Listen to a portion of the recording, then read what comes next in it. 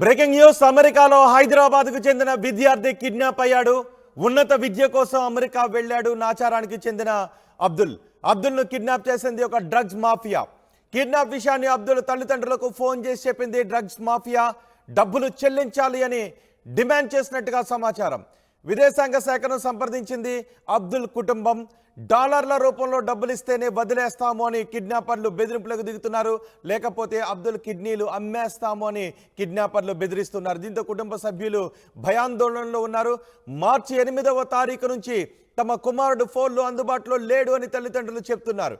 2023 మేలో ఉన్నత విద్య కోసం అమెరికా వెళ్ళాడు అబ్దుల్. ఓహియోలోని క్లీవ్లాండ్ యూనివర్సిటీలో ఎంఎస్ చదువుతున్నాడు అబ్దుల్. ఇప్పుడు డ్రగ్స్ మాఫియా చేతిలో కిడ్నాప్కు గురయ్యాడు. డ్రగ్స్ మాఫియా అబ్దుల్ కుటుంబ సభ్యులకు ఫోన్ చేసి బెదిరింపులకు పాల్పడుతోంది. విదేశాంగ శాఖను ఆశ్రయించారు అబ్దుల్ కుటుంబ సభ్యులు. విదేశాంగ శాఖ ఎటువంటి స్టెప్స్ తీసుకోబోతోంది అన్నది ఇప్పుడు ఆసక్తికరంగా మారింది. ఒకసారి మా ప్రతినిధి పెట్రిషియాతో మాట్లాడదాం. పెట్రిషియా, అబ్దుల్ కిడ్నాప్కు సంబంధించి కుటుంబ సభ్యుల ఆందోళన చెందుతూ విదేశాంగ శాఖను ఆశ్రయించారు. ఇప్పుడు ఏం చేయబోతోంది విదేశాంగ శాఖ? అసలు కిడ్నాప్కు సంబంధించి మీ దగ్గర ఉన్న సమాచారం ఏంటి?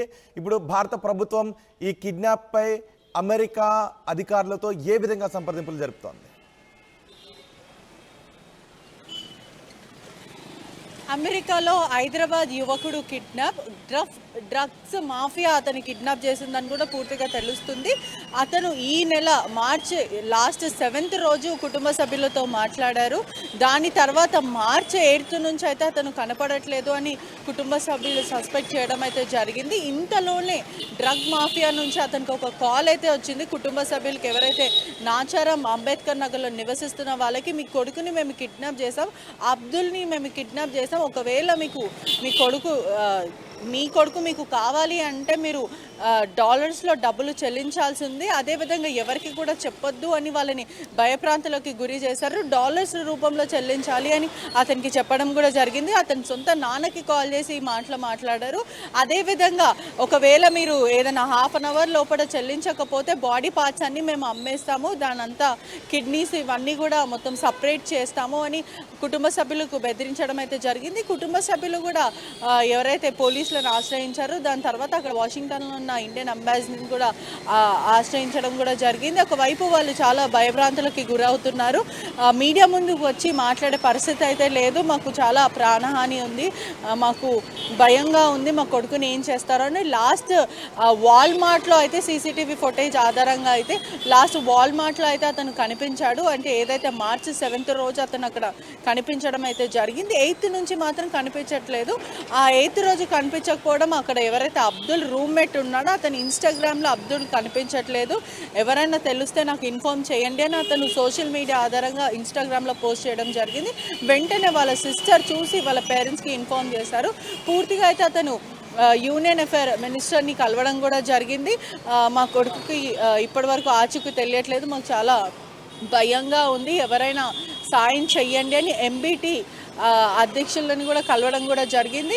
ఇప్పటి వరకు అయితే ఎవరు స్పందించట్లేదు. ఒకవైపు పోలీసులని ఆశ్రయిస్తున్నాము, మరోవైపు వీళ్ళు డ్రగ్ వాళ్ళు కాల్ చేయడం అయితే జరిగింది. ఈ మాఫియా వాళ్ళు ఆ రోజు మాత్రమే కాల్ చేశారు, దాని తర్వాత ఇప్పటి వరకు కాల్ చేయలేడు. మా కొడుకు పరిస్థితి ఏందో ఇప్పటి వరకు మాకు తెలియదు, మాకు చాలా భయప్రాంతాలకు గురవుతున్నామని వాళ్ళ కుటుంబ సభ్యులు చెప్పడం అయితే జరుగుతుంది. రైట్, ఇప్పుడు అధికారులు ఏం చేస్తున్నారు? కుటుంబ సభ్యులు భయాందోళనలో ఉన్నారు. ఇప్పుడు అధికారులు ఏం చేయబోతున్నారు? విదేశాంగ శాఖ ఏం చేయబోతుంది? ఎటువంటి చొరవ తీసుకోబోతుంది తమ కుమారుని విడిపించడానికి? అలాగే అమెరికాలో ఉన్న తెలుగు సంఘాలు కూడా ఏమన్నా చొరవ తీసుకునే ప్రయత్నం చేస్తున్నాయా?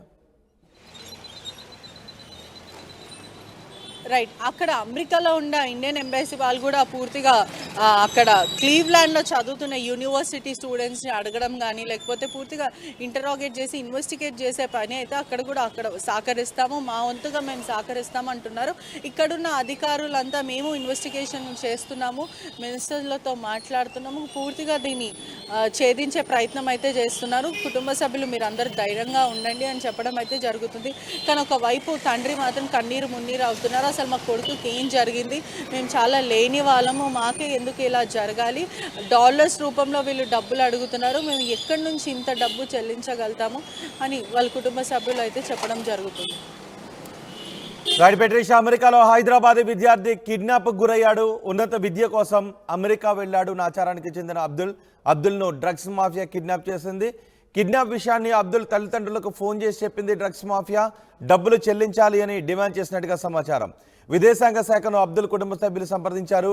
డాలర్ల రూపంలో డబ్బులు ఇస్తేనే వదిలేస్తామని కిడ్నాపర్లు చెప్తున్నారు.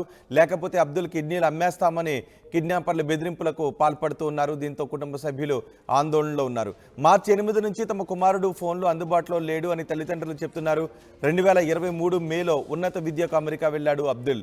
ఓహియోలోని క్లీవ్లాండ్ వర్సిటీలో ఎంఎస్ చదువుతున్నాడు అబ్దుల్. ఇప్పుడు అబ్దుల్ కిడ్నాప్ గురి కావడం కుటుంబ సభ్యులను భయాందోళనలో నెట్టేసింది. విదేశాంగ శాఖను ఆశ్రయించారు. మరి అధికారులు ఎటువంటి చర్యలు తీసుకుంటారో చూడాలి.